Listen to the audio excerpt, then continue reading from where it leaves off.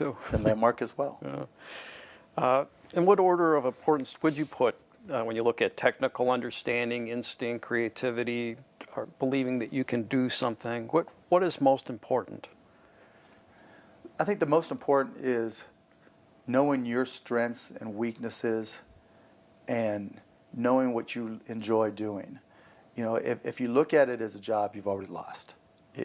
It's not going to be your passion, and you're going to count the hours. If you look at it as something you love to do, and then you know what your strengths are, then you can leverage those strengths in your business and in helping others. And once you recognize your weaknesses, then you can work with people that complement you. I mean, every one of my businesses, I've had a partner who's very anal.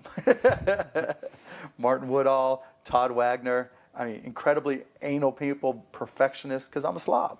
You know, I'm a big picture, think about what's around the corner, how's technology going to change things, how can I change, you know, this industry, and, you know, making sure that there's somebody there to dot the I's, cross the T's, and keep me in the baselines. And, you know, recognizing my weaknesses is just as important as recognizing my strengths and my core competencies, and you know, having a passion to do them. Well, you do think outside the box, obviously. Your entrepreneurial approach is not status quo. You push the outer limits. Anyone who's watched you in your career has seen that. I'm wondering, do you attribute some of your success to that? That you blaze your own trails? Absolutely. You know, it's been kind of weird, even when I look at it, that one of my really strong strengths is being able to see around the corner and see what's next. And you know, it's really just attributable to taking the time to learn the technology and putting myself in the shoes of various businesses and saying, you know, how would I run their businesses differently? Whether it's, you know, in the early 80s, being one of the first systems integrators for local area networks, when people were just saying, you know, do I even need a PC? We were learning how to connect them and learning how to write software for them, and then taking that nationwide and doing it on a bigger scale than most, with broadcast.com, starting off as AudioNet, saying, okay, everybody else just wants to get on the internet with text. How can we take it to audio and then video, and what can we do differently? And even then, everybody else looked at it as saying, okay, you want to stream radio and television, kind of like YouTube is today.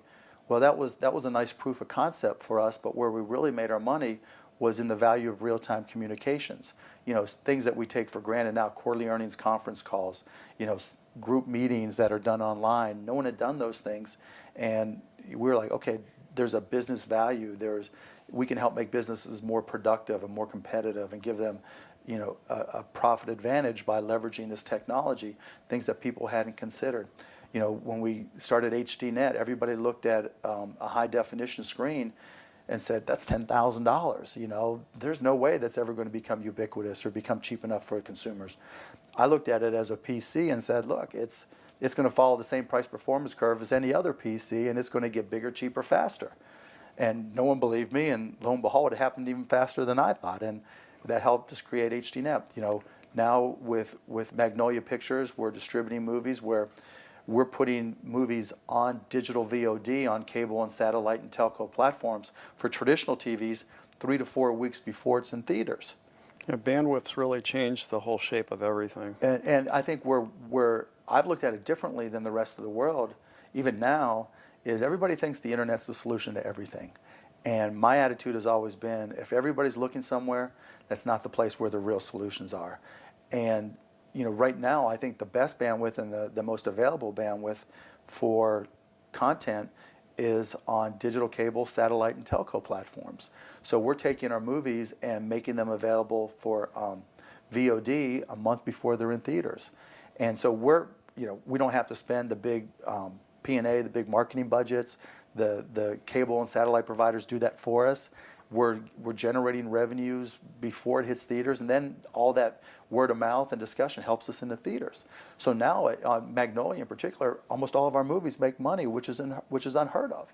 And so, you know, my real strength has been able to say, just if everybody else is looking here, let's look somewhere else, and let's see if we can apply technology to do it a little differently, and look at it a little bit differently and a little bit cynically, to change the model, and that's what's worked for me.